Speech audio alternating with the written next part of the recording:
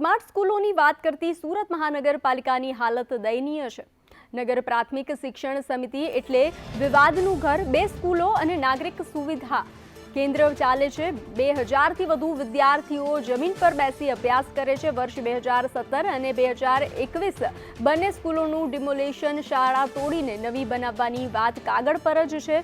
તો એસએમસી સંચાલિત શાળા વિવાદમાં આવી છે। તો નગરપાલિકા પ્રાથમિક શિક્ષણ સમિતિ એટલે વિવાદનું ઘર। બે શાળા, એક નાગરિક સુવિધા કેન્દ્ર ચાલે છે। આંજણા વિસ્તારમાં સુવિધા કેન્દ્ર આવ્યું છે। શાળા નંબર 74નું કરાયું છે ડિમોલેશન। શાળા 234 જર્જરિત છે, તેનું ડિમોલેશન કરવામાં આવ્યું છે। 2017 અને 2021માં ડિમોલેશન કરાયું। જમીન પર બેસીને બાળકો શિક્ષણ મેળવી રહ્યા છે। નાગરિક સુવિધા કેન્દ્ર બન્યું છે સ્કૂલ। સ્માર્ટ સિટી સુરત મહાનગરપાલિકાના આરોગ્ય કેન્દ્ર કેવા ચાલી રહ્યા છે તેની તપાસ કરવા આજે સંદેશ ન્યૂઝની ટીમ નીકળી છે। તમારી સામે છે કે હાલ આપણે આવ્યા છીએ વરિષ્ઠ નાગરિક સુવિધા કેન્દ્ર આંજણા વિસ્તાર લિંબાયત ઝોનમાં આવે છે। વર્ષોથી અહીંયા આ તકતી દેખાઈ રહી છે। 2007ની અંદર આ તકતી અહીંયા મૂકવામાં આવી હતી અને આ એક વરિષ્ઠ નાગરિક સુવિધા કેન્દ્ર છે જ્યાં લોકો દવા માટે આવતા હોય છે। બધું જો કેમેરો ફરે છે તો આપણે ચોંકી જાય છે, અરે આ તો સ્કૂલમાં આવી ગયા। આ કેવું?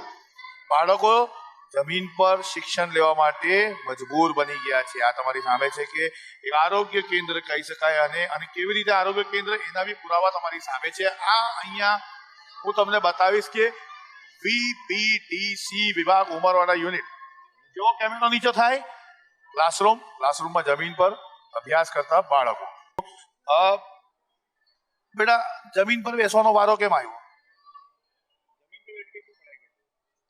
सर अभी यहाँ पर बेचने आए उसके बिछा के बैठते ना।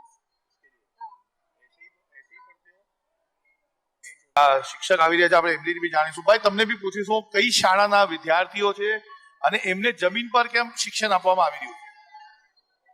આ ધોરણ 7નો વિદ્યાર્થી છે। આ વૈકલ્પિક વ્યવસ્થા છે અમારે માટે। અમારી જે મૂળ શાળા છે 234 નંબરની બેઠી કોલોનીમાં છે, ત્યાં રિપેરિંગનું કામ, રિનોવેશનનું કામ ચાલુ છે। આ 2-4 મહિનાથી ચાલુ છે, એટલે અમે અહીંયા તો 2-4 મહિનાથી ચાલુ છે।